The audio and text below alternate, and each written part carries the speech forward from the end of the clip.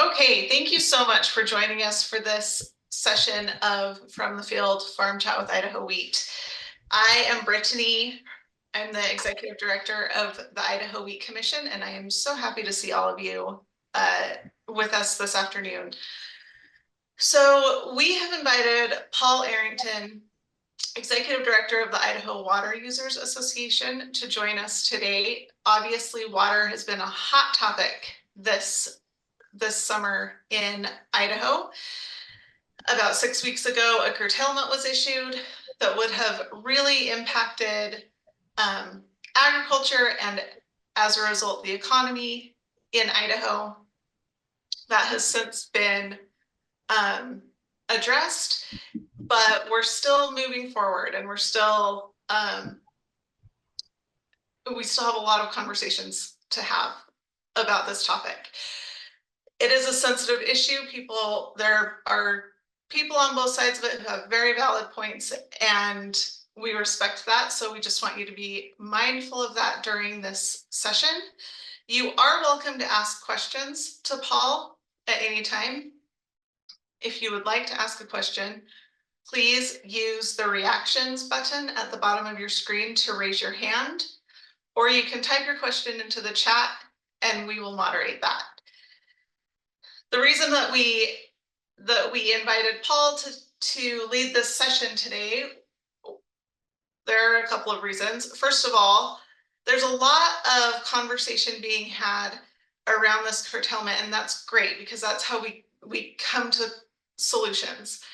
The problem with that sometimes is that misinformation and disinformation is spread around, and that is just the nature of conversation, of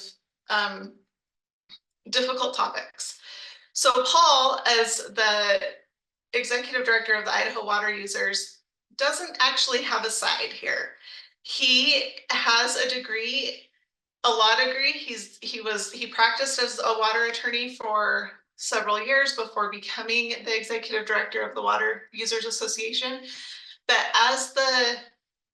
in his current role as the Executive Director of the Idaho Water Users Association, he does not represent groundwater users or surface water users. He represents both and advocates for both. So it's a very neutral, stick to the facts conversation that we're going to be having. With that, Paul, that was a very long introduction for you, but go ahead and take a minute, just if you would like to introduce yourself, and then you have a presentation you can lead off with, and then we will have question and answer toward the end. Does that work?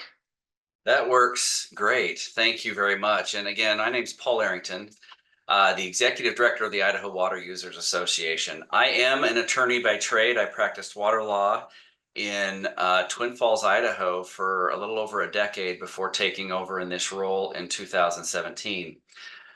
For full disclosure, at that time, I was a member of the law firm that represents the Surface Water Coalition in the ongoing disputes over surface water and groundwater issues. But in this role, as Brittany said, we do represent both the surface and the groundwater users. And I personally have really appreciated this role and this opportunity. It gets me an opportunity to step back from the fray and look at the issues and the challenges and the complexities of this just with a different perspective, not one from an attorney trying to develop an argument or advocate on behalf of any one particular person, but on behalf of an association that advocates on behalf of Idaho Water generally. There's a whole lot here to argue about, to maybe challenge in relation to what's going on. And I'll tell you, both sides in terms of surface and groundwater are they are arguing about it. But then there's also a lot of things that maybe are being said that aren't exactly accurate. And I hope to try and ground truth a few of those things. I will say one of the things I've enjoyed or appreciated also as I've been in this role watching is just watching the communities all up and down the Eastern Snake Plain come together and unite as they attempt to understand this issue, to respond to this issue. I've heard lots about the town hall meeting, even that was held last evening in Eastern Idaho. Just a packed room full of folks coming to hear more and talk more about water issues. I appreciated a video I saw just the other day on our socials where talking about some representatives from Farm Bureau on the surface side in the Magic Valley and the groundwater side further east coming together, sitting and talking. And if there's one thing that I appreciate most about the folks I have the honor to represent, it is that we have a track record of coming together and solving complex, seemingly impossible challenges. Now, this may be one of those, perhaps one of the most complex challenges we have faced, but I am hopefully optimistic that we will be able to find a path forward. I do have a few pictures I'm going to show, but for the most part, I'm just going to talk, and you get to listen to me talk today. But before I show those pictures, I want to just lay a few little groundwork principles. And in doing this, I'm going to kind of go back to the basics, recognizing that several of you on this call no doubt understand more than just the basics. I just want to make sure that for a few principles that underlie this whole discussion, that we're starting from the same point. First of all, it's that the surface water and groundwater resources of the Eastern Snake Plain are connected. Now, varying degrees of connectivity as you go throughout the basin, but they are connected. That is a matter of law, and that is a matter of fact. Second of all, Idaho, as many of you have heard, as you know, is a prior appropriation state. First in time is first in right. When you get a water right, for me, the simplest way to think about this, when you get a water right, you get a bucket, and that bucket represents your water right, then you go stand in line. And each year, as the water resources are known and more, we understand what our water resources are, the state, through its water masters or others, will go and start filling up buckets, starting at the front of the line.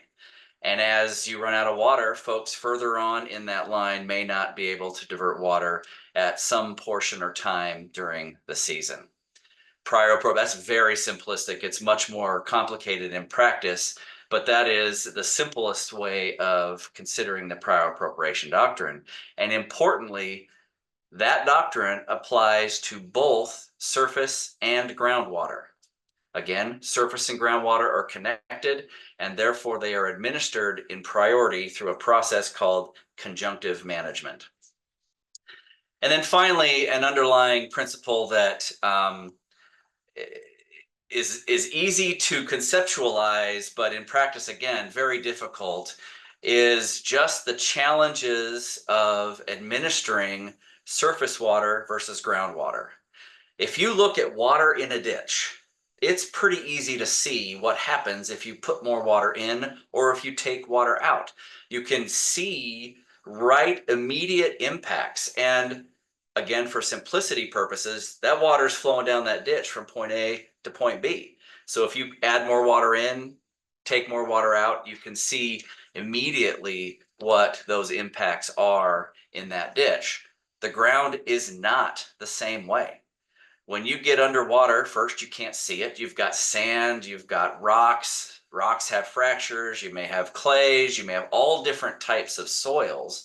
So what happens when that water gets down there, it doesn't move in a straight line. That water gets dispersed out, and it takes longer to get from point A to point B. And only a portion of that water gets from point A to point B. And another portion may go to point C or to point G or wherever the case may be. But the gist is that water in the ground, the impacts of putting water in the ground or taking water out are dispersed. They take longer and they spread out. And so it creates very technical and some practical challenges in terms of administration. So let's look for just a moment at a few images. I want to make sure I'm doing the right screen here. Now, as I pull this up, I want to just first of all say these images are shown for illustrative purposes only. This is a huge aquifer, and as you go up and down the aquifer, you have different interactions, different flows, again, different levels of connectivity. We don't have the time to go through every stretch of the aquifer and understand how all of it interacts and reacts, but what we've got here is a few images, a few graphs that kind of illustrate some of the challenges that we have been facing in the ESPA. What you've got here is a graph showing Thousand Springs discharges and the volume of water in the aquifer. The details aren't important. What's important is the shape. And you can see that early on, we have this incline. We had this rise. In fact, the groundwater levels rose. We had more water being added to the aquifer because this is a time when Idaho was being developed, when farms were being busted out in the desert. You have canals stretching across the desert, fields flooding water out to water their crops, and the net result is a lot of water being added to the aquifer. If you live in areas like Twin Falls or even here in the Treasure Valley, there were times when so much water got into the aquifer that it literally bogged down, became a marshy area. And the Twin Falls Canal Company, for example, had to go and drill tunnels into the canyon walls to drain the water out so they could farm. And so you have this scenario over about the first 40 or 50 years there where water is being added to the aquifer. And then in about the 60s, we turned the tide and we have been steadily declining since then. And there's no one factor here that says that's why it's happening. There's several factors. You know, and around the 50s, the technology for groundwater pumping grew and power was cheaper. And so there was, you started to see groundwater irrigation grow throughout the plain. At that time, you started to see efficiencies being implemented in surface water systems.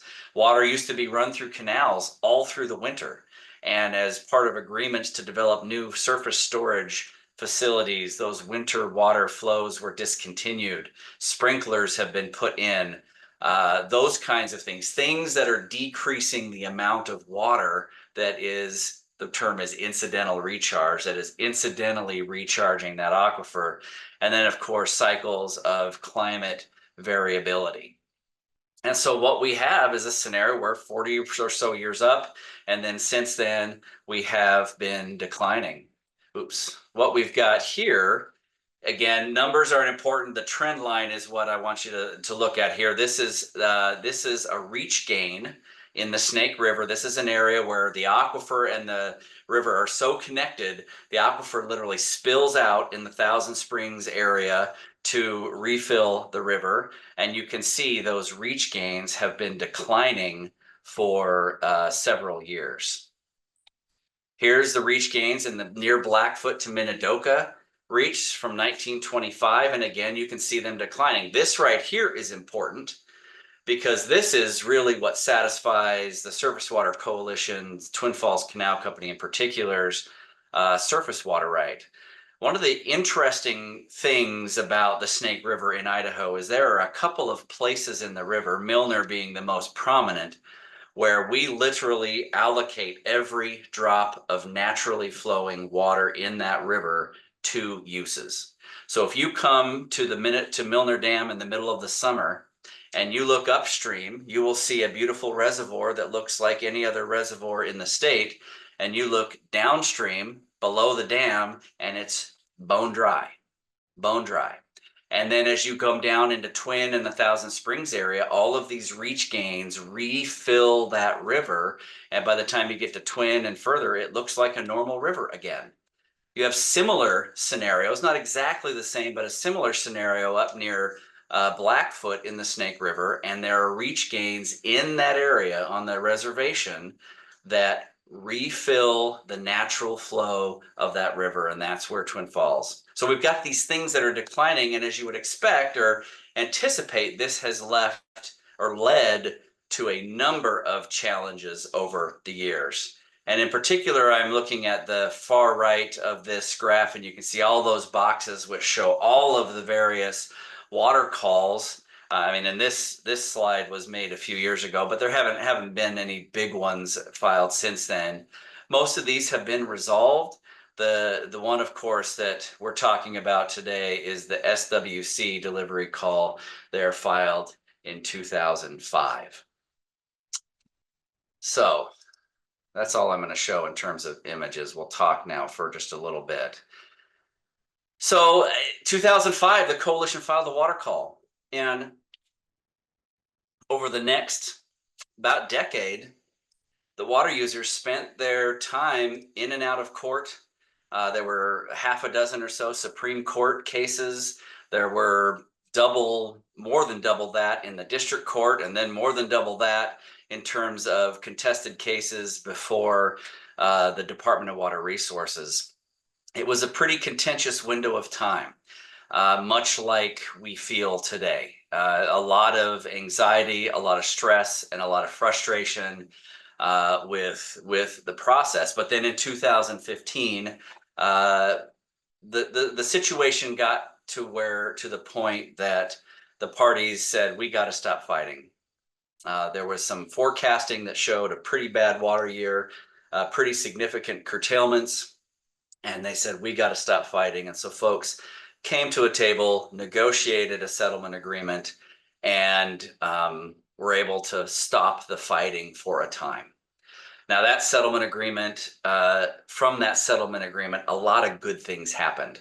Over the next 5 or so years, we had significant levels of recharge, of efforts by everyone to really try and stem that decline of the aquifer. And everybody was working together. It was really nice to see a lot of pats on the back and folks just feeling good about where we were going. And one of the most important elements of that settlement agreement was it outlined a number of actions and said, if you comply with these actions, then you have safe harbor groundwater users. You don't have to, or you won't be curtailed in regardless of the water supply. If you do A, B, C, and D, then you won't be curtailed. Well, what has happened since 2015? Why now are we back to a place where it feels like we're fighting? And it doesn't feel like it. We are. We're fighting. We're struggling in terms of these issues. A couple of things. One, some modeling. The modeling that was used to support the provisions of that agreement has been updated after 2015, and we learned that the goals that were set, they were ambitious under the old modeling, but not possible under our new and updated understanding of how the aquifer reacts and interacts to all of the actions that were being done. Instead of 10 years, it was going to be more like 40 or maybe more years to achieve those goals that were set out in that 2015 agreement. Then we had some dry years, and really, frankly, really dry years. And those dry years maybe they taught us some things, some things we didn't understand completely about the aquifer.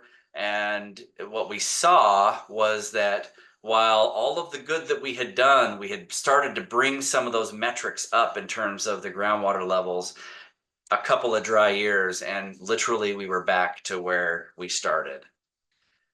Then the other thing that has happened and has led to a lot of conflict was the parties learned that they didn't quite interpret some of the key provisions of that agreement the same way.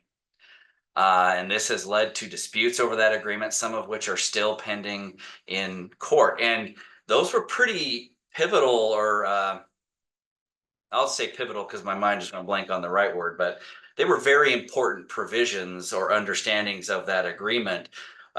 For example, could groundwater users average their efforts over a period of time?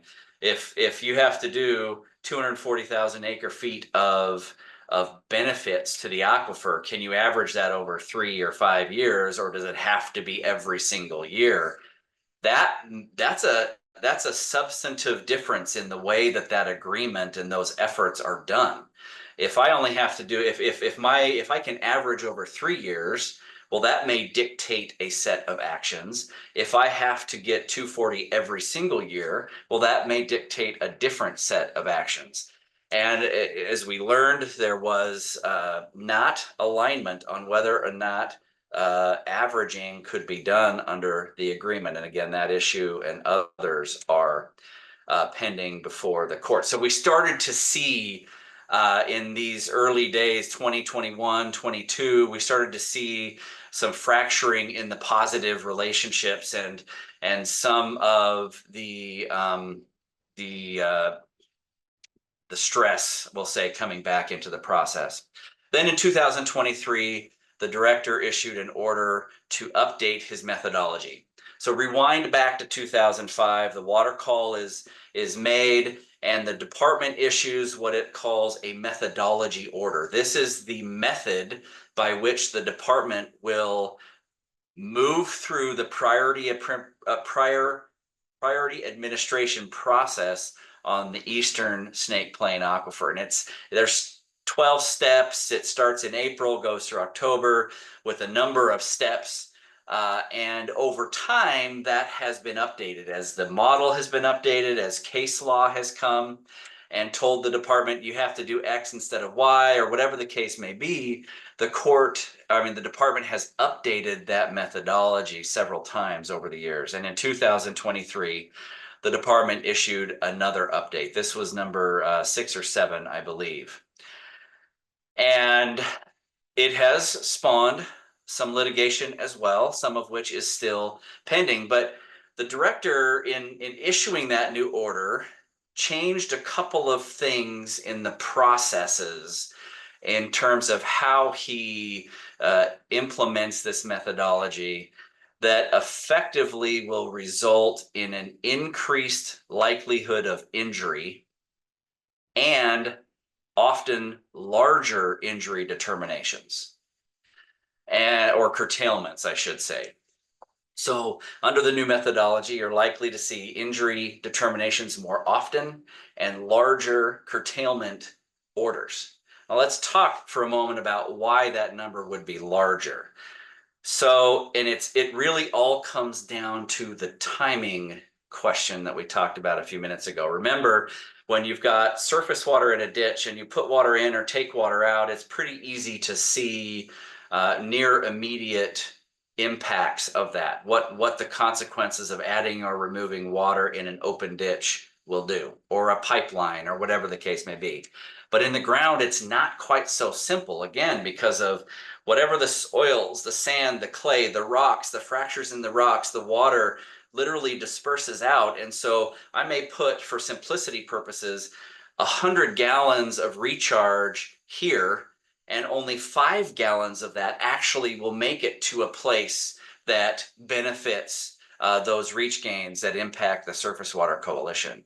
So when you take all of this into consideration, you have a scenario where it takes a little longer. It's not all of the water goes to the same place. And so what you have now is larger curtailment orders. So let's take, for an example, 2022 and 2023, which had very similar injury determinations of around 70,000 acre feet. In 2022, under the old method, the curtailment was ordered at about 150,000 acres that were subject to potentially being curtailed. And in 2023, injury determination of roughly the same amount, and the curtailment order was for upwards of 600,000 acres. So 150,000 to 600,000 acres, because of the way that this methodology was changed. Now it's very technical, right? Under the old methodology, they were running the modeling under what's called a steady state analysis, which means once you make a change in the aquifer and all of the benefits or impacts of that change have worked their way through the system, what's the benefit going to be? Now keep in mind that can take 5, 15, 20, 30 years for all of those benefits to be fully realized. That's steady state.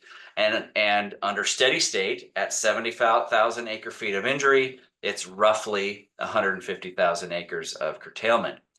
Under the new methodology, it's transient state analysis, where you're not waiting to the end. You're saying the Supreme Court, the director would say, the Supreme Court has told me I have to make sure that water users, the injured senior, gets their water in the time of need, meaning today, not in 20 years. And so when only 5 acre feet from that 100 gallons, 5 gallons from that 100 gets to the coalition, and some portion of that gets there this year, the numbers just start to balloon to where now you have upwards of 600,000 acres. So let's talk about this year. The director found material injury determination this year. Again, we're at about that 72,000 acre foot area. And that was again an initial about 600,000 acres that were at risk of being curtailed. Now keep in mind though, there's a 2015 agreement. And so long as folks were complying with that 2015 agreement, then they could have safe harbor. Then those, whatever portion of that 600,000 acres was comprised of members who were complying with the agreement, they wouldn't be curtailed. But here's the problem. Remember I said in 2000, there's all of these disagreements over the terms of that 2015 agreement. There were frustrations, and then there were orders that said, now you have to do even more than what that agreement said because we haven't achieved our goals. Many of the groundwater districts felt that they couldn't comply with the 2015 agreement, that 2015 agreement was essentially, it just wasn't, you're not going to achieve the goals that had been set. Remember, we know that because of the modeling. And so they said, we're not operating under that 2015 agreement anymore. Now, from April till early June, there was a lot of legal wrangling. Folks were before the director at the department in terms of in-person or in terms of briefing, writing briefs to the department. It felt like constantly going back and forth, trying to figure out how to minimize or eliminate this curtailment order. And ultimately, the director issued an amended curtailment order for about 500,000 acres and began curtailing wells on June 10th. And what that was comprised of was the department agents going to folks' property, putting a red tag on it that said, this has been curtailed, please stop pumping. And then they would go back. The plan was to go back after they'd done all of that to then go back and check and begin enforcement. But over that week and the following week, surface users and groundwater users met together almost again constantly and ultimately reached an agreement to avoid curtailment for 2024 with an understanding that they would then be charged with working together to find a long-term solution, giving themselves, they've got a deadline of October 1st to try and find that long-term solution. So a couple more points, and then I'd be happy to answer some questions if folks have them. It does feel tense right now. There's a lot of emotion in the room. I remember in 2015, I was at those negotiations, and we met in the County West building in Twin Falls, and the groundwater folks were on one floor and the surface water folks were on another floor, and we were there all day long while Speaker Bedke went back and forth working to reach an agreement. And when we finally came to an agreement, we all went out different doors because the tension and the emotion was very high. But we had an agreement that has some flaws, an agreement that needs some fixing, but we had an agreement, and folks began at that point working together. And I guess putting aside kind of the stress and the anxiety of the moment, I would say that there are some things that whether you're a senior surface user or a junior ground user or both, which is the case in many instances, that I think everybody agrees on. One, we need to do something to stop the decline in the aquifer. We need to do something. And two, we need to do something that protects the economies and communities of Idaho. It's easy when we're in a fight or when we're in a challenge to in emotion that's in a situation that's as emotionally charged as this. It's real easy to point to the other side and say, well, they just want to run me out of business, or they don't care, or they're this dirty bugger or that dirty bugger, whatever the case may be. But at the end of the day, we're all farmers.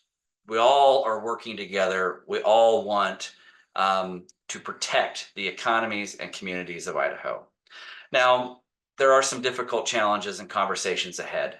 For example, one of the difficult conversations that will be had is should the efforts that are going to be taken, should that be to level out the aquifer or should there be some recovery? Should we bring it back up? And if we do bring it back up, to what point? Those kinds of decisions really shape what needs to be done and how much needs to be done. There's going to be, they got to understand what are the annual effort levels that are required to stabilize that aquifer or recover. Under the 2015 agreement, they agreed to around 240,000 acre feet. Is it more than that? If it is it a lot more? What is the number that will kind of guide the actions that need to be done? How should the obligations under that new settlement agreement be allocated? This is a challenge because while all of the groundwater rights through the whole basin are administered via priority, and whether you're 5 feet away from the reach gains or 500 miles away, you're administered in priority at the same level. But the reality is the closer you get to those areas, the more your impact is. And so is there going to be an effort to do more closer to that Blackfoot to Minidoka area? Or how will those things be will they be allocated, those efforts be allocated? And then how will the obligations be monitored and enforced? These are some challenging conversations that folks are having and are going to have over the next few years. Ultimately, though, in my view, we're at a pivot point for water users in Idaho. Curtailment is disruptive. It's a disruptive solution that can have devastating impacts. But it's the law in Idaho. And if we say, state, you come and solve this problem, then we know what the state is going to do because the law says prior appropriation, first in time, first in right. And curtailment is what we're going to experience. It's on the water users to come together to find solutions that will allow our economies and communities to continue to thrive while we protect our water resources. Now, maybe it's a benefit for Idaho that we're not the first state to experience these types of challenges. All we have to do is look over our borders to other states in the West that have been dealing with these challenges for much, much longer, and we have a lot to learn. For me, perhaps the greatest lesson to learn from our neighboring states is that ag must work together.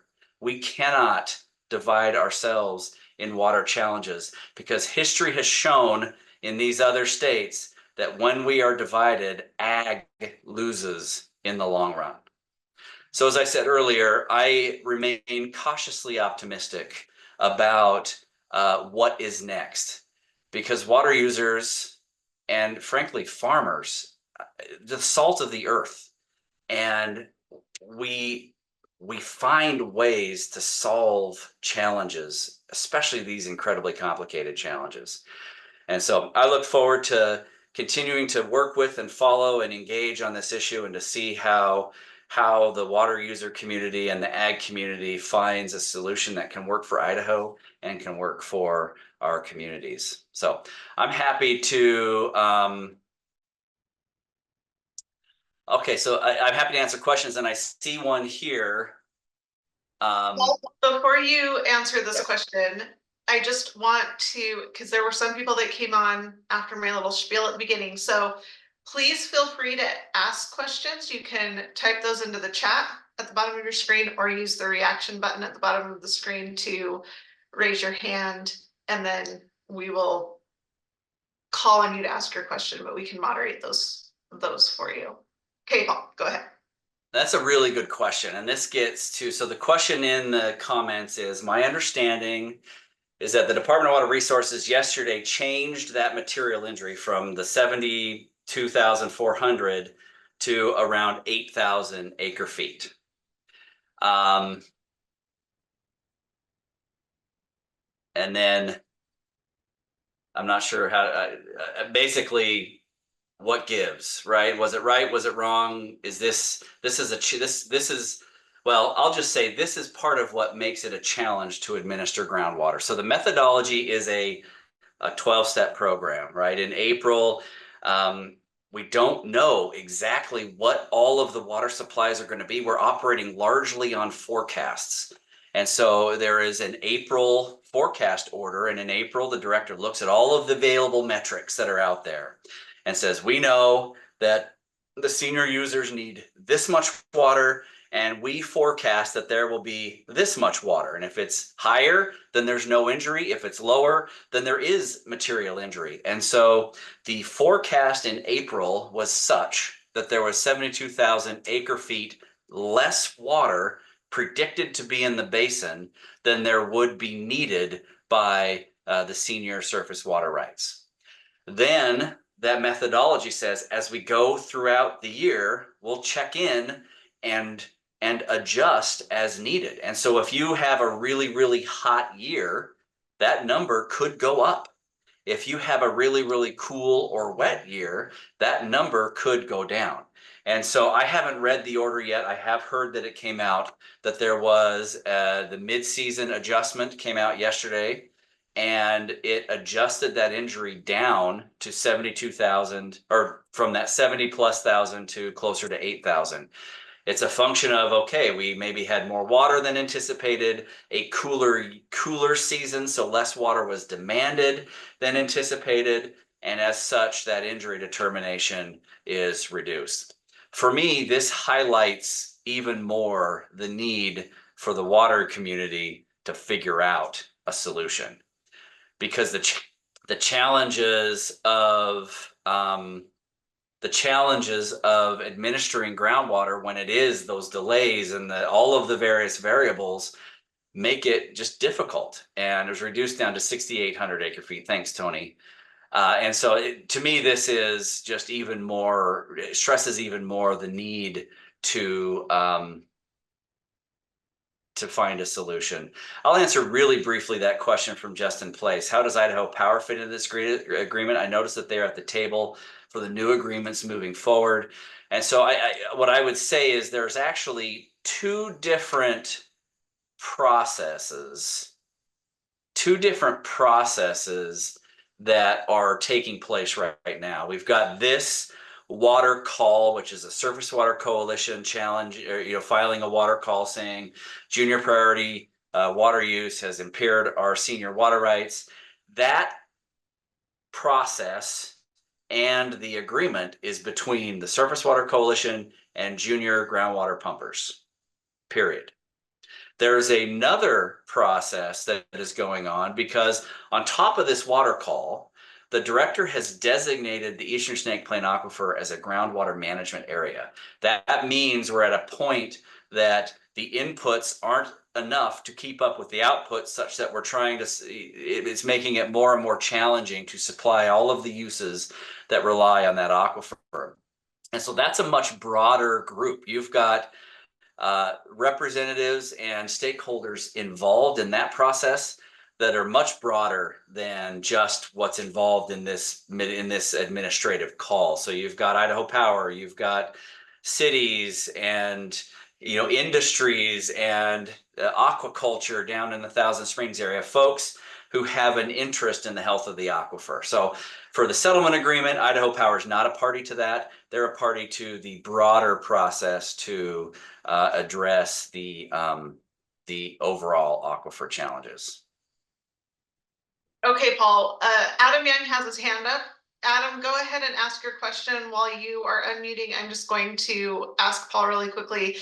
Those assessment deadlines are set correctly, correct? I mean, they check in like April 15th or whatever, and then July 1st, and Yeah. those are set dates. Those don't change depending on the year. There's now I'll have to go back and confirm, but there's generally, yes, there's maybe a small window plus or minus. It's roughly early to mid July, mid August, and then the end of the season. And then the first one is based on when the early season forecasts come out. So if they're on time versus a day or two late. So there may be a day or two wiggle room, but roughly they come out at about the same time. All right, Adam, go ahead with your question. Thanks, Brittany. So thanks, Paul, first off, for being willing to come on. So you spoke a little bit to how the director's methodology, the department's methodology was changed and has changed several times. And then you spoke a little bit about the change from steady state to transient modeling. Mhm. So my question, I guess, is maybe a little bit similar to what Stan Searle typed in, but when you look at last year, then you look at this year, we find ourselves in a situation where last year there was a small shortfall that was predicted, and there was a massive curtailment that was ordered in response. And then by July, when that prediction was revised, or when that forecast was revised, then no injury was found to the Surface Water Coalition, and the curtailment disappeared. This year, we find ourselves in practically the same situation where a very similar small shortfall was predicted at the beginning of the season, and a massive widespread curtailment was ordered in order to respond to it. And then yesterday, we got that revised forecast that essentially eliminated the forecast injury, the predicted injury, and the director said that curtailment was no longer needed. So I guess when we look at that kind of a framework, that kind of an administrative framework, could you speak to the usefulness of the department's methodology and the usefulness of that kind of an administrative framework for both predicting injury and determining actions that need to take place to respond to that injury? I mean, that's a great question. And frankly, isn't that the $100 million question is there a way to provide more notice or more predictability to the process for those who may be subject to administration? Because take a step back for just a moment, and on the surface water side, that's been their reality for 100 years, for 100+ years, where your water may be on, off, on, off, on, off throughout the season, depending on how the water flows are, what the demands are of the senior users, and those kinds of things. And they've had to figure out how to accommodate those types of uncertainties. And after 100 years, they have a good sense, frankly, of, well, we understand what this year is, so I think my 84 rights are going to be shut off in June or whatever the case may be. But you have this on, off, on, off. The difference here, and the thing that makes this maybe a little more stark, is just the numbers, frankly. I mean, we're talking much bigger numbers. And so that's the question, frankly, for me, is there a way to provide more predictability, more notice? Because it's not lost on me that when the first notice of curtailment comes out in April, and there's a chance, like happened last year, that that number will go to 0 in July. I don't know a single farmer that has been sitting in their house waiting for that order to come out instead of buying their chemicals and their seed and entering their contracts and all of those things. And so it's real. It's real. And I don't know, this is a lot of stammering for me to say I don't know the exact answer, but I think that's one of the things we need to talk about is there a way to provide some level of certainty more than we have now? And I don't know what the answer is. I'm definitely not smart enough on that, but I think that's one of the things that folks are talking about and are trying to decide, trying to understand better. So Paul, another question from Corey Kress, and I've heard this question or similar questions quite a bit. We have spent a lot of money on recharging the aquifer. Mhm. If we're only getting a small percentage of that recharge back, what's the value in the investment of spending the money to recharge the aquifer? Is it really working, or does it make more sense to store that water on the surface? So Corey, that's a great question. And I think we learned a couple of things in the years since 2015. We learned that recharge can work and recharge does good things for the aquifer. And it felt like this was me just kind of in the years after the settlement agreement was entered. We were just, it was almost like, okay, more equals better. So if we can put 1,000,000 acre feet in the ground instead of 200,000 acre feet, more equals better. And what we've learned or come to realize, maybe is a better way to put it over time, is that, yeah, more is good, but where is also very, very important. And so if you're trying to recharge to benefit the reach gains down below Blackfoot, maybe it's not the best place to put that particular recharge down in Hegerman. Just that's out of the aquifer, but I mean, far away. And so part of the discussion that folks are having, and including many folks on this call, is how can we do more things closer so that more benefit will be realized in those areas of the river that we're trying to help. So that's one answer. And then the other answer, yes, is there an opportunity to store? I was with for some friends from Oregon and Washington, some of my colleagues here just a couple weeks ago. We were over touring the Teton Dam site, and I'll tell you, the conversation was, can we rebuild? Can we rebuild? We've had lots of conversations about raising Minidoka Dam. Up here in the Boise, there's a proposal for pumping water out of the river up to a private property for some storage. There's some of this pumped storage opportunities here. All things that are going to be, they have been in the analysis process. They all face challenges: environmental, local stakeholder, costs. There's lots of challenges, but maybe a situation like this where we're facing such a challenge, we may be able to such a struggle with our water supplies, we can maybe overcome some of those challenges. But keep in mind, whatever it is, here in the Boise Valley, they're raising Anderson Ranch Dam 6 feet in a project that is largely non-controversial. There's questions that folks have, but really no opposition to it. And we're at 15 years at least before that is done. And so something like a Teton Dam or other projects that may be very controversial, you can only imagine as you add cost and all that stuff. It's not a tomorrow solution, but those kinds of things definitely are not a today solution, but those kinds of things definitely need to be part of our long-term tomorrow solutions.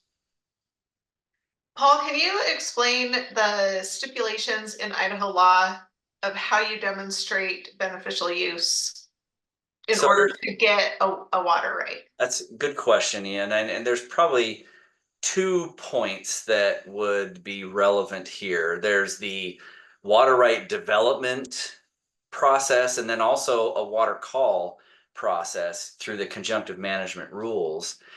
When you get a water right, you file an application with the state, and the state will then give you a permit, which says, okay, you told me you want to pump X amount of water to irrigate a field. I'm giving you this permit, and that permit is your permission to go out and to develop, to do what you said you were going to do.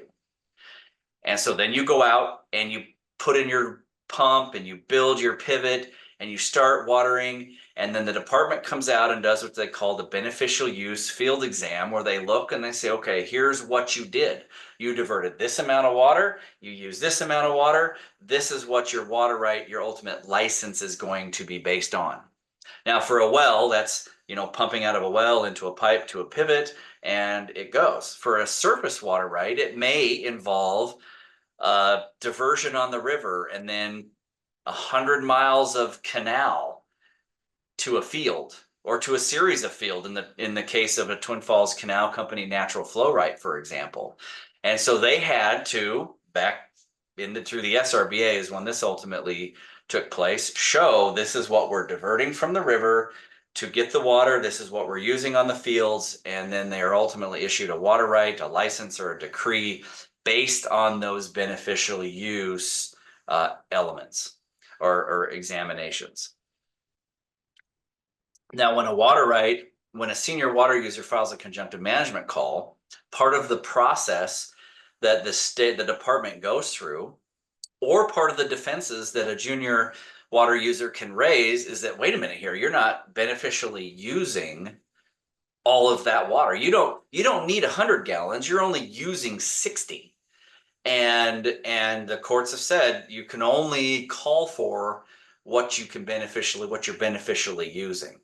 And so you have this opportunity, whether it be through department review or through challenges from the junior users, to say, wait a minute, you don't actually need 100 gallons, you only need 60. But keep in mind, I mean, for purposes of what's going on here in terms of the coalition call, that beneficial use process includes the diversion into the ditch, the water that's needed to convey, through the ditch, the use on the field, and all of those things. So it may, and it does, frankly, in ditches, it requires more water at the head gate to get the water you need at the field.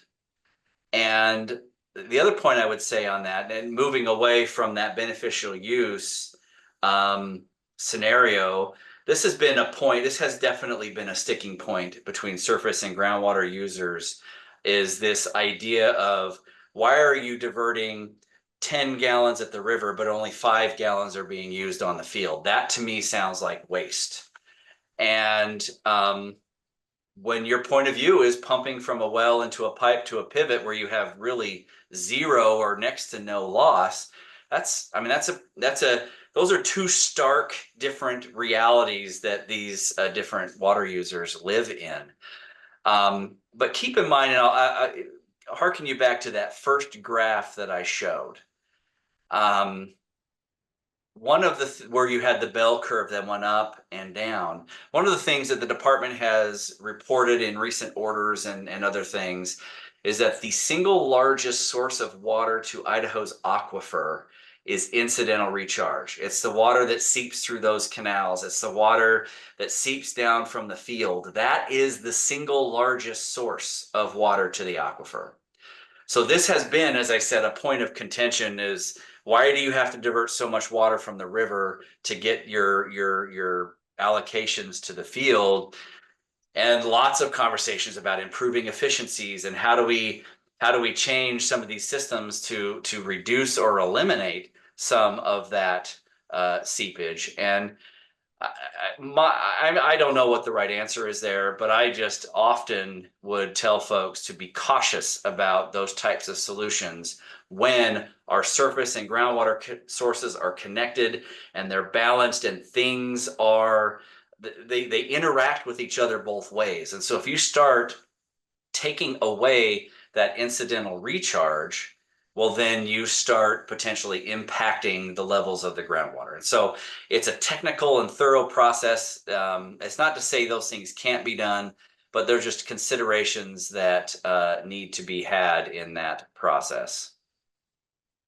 And Noel Cole has a good question here too, Paul. This has come up a lot, I think, in the past few weeks. Idaho is one of the fastest growing states in the country. There's a lot of urban development, urban sprawl. What's the approval process for domestic wells, and how do they play into this whole conversation? Well, first of all, they're very small overall use. And solving a domestic well challenge isn't a silver bullet to solving all of our problems. But with that being said, I will tell you the people I represent have this as one of our top priorities. A domestic well, I'm going to assume we're talking about the domestic exempt wells, which means if you have a use that is for one home, half acre or less, you can put in a well and divert the water. There's no water right, there's no administration, there's nothing. And what we have seen in recent years is these wells being used increasingly more often in subdivisions as an alternate to getting a community well. If you get a community well, there's water right processes, DEQ permitting processes, all things which cost money and cause delay. And so we're seeing more and more often a 40 home subdivision going in with 40 individual domestic wells being put in. And if you look, I got just the other day an update from the Department of Water Resources. Since 2004, so basically since the beginning of the coalition call, there have been 56,000 domestic exempt wells put in Idaho. At a half an acre each, that's 28,000 acres of irrigation that have been authorized through domestic exempt wells with no administration. And when you think about the challenges that folks are having, the fights that we're having, the risk of farms being shut off because of water supply challenges, to me and to the folks I represent, that's just untenable. And so we have been engaged with cities and counties and well drillers and developers and others for 2 years, and we continue to be engaged to try and find a path forward for some meaningful changes to that can help with some of the efforts we have on our aquifers. Now, again, it's not the silver bullet. That's not going to solve all of our water challenges, but it's going to help, right? It'd be helpful. And so I guess, Noel, there's more to come on that. And hopefully, fingers crossed, this legislative session, there's more to come on that. Okay, Adam, go ahead with your question. And then we'll have probably one more question and then wrap this up. Sorry, Paul, I don't mean to be Oh, you're good. irritating, but I guess I just wanted to bring up one other quick point with regards to your comments about efficiencies and that discussion. So, I mean, a roadblock that we've often run into as we've talked about efficiencies from senior users making a call is that, well, you know, you've got incidental recharge and we don't want to diminish that. But I think one thing that often gets overlooked is that there are inefficiencies that can be very beneficial, and there are inefficiencies that may not be beneficial, you know, hardly at all to people within the upper Snake River system. So, I mean, in our situation right now, if you are looking at a canal that's at the very tail end of the upper Snake River system, then water that either seeps down through that canal or that blows out the back end and back into the river and past our system doesn't really accrue to the benefit of anybody in the system. And so, I mean, there are certainly some low-hanging fruits in terms of efficiencies that would be directly beneficial to, you know, helping to avoid or mitigate the situation that we found ourselves in last year and again this year. And I guess I just hope that those don't get overlooked in that conversation. I would say, Adam, I think you're absolutely right. You look here in the valley, we have a great example of this.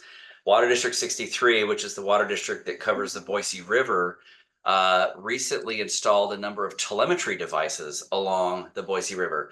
They didn't line anything, they didn't upgrade anything, they just put telemetry, which allowed them to have real-time knowledge of what is going on. And if something wasn't within the parameters, they were able to go out immediately and fix that or to adjust.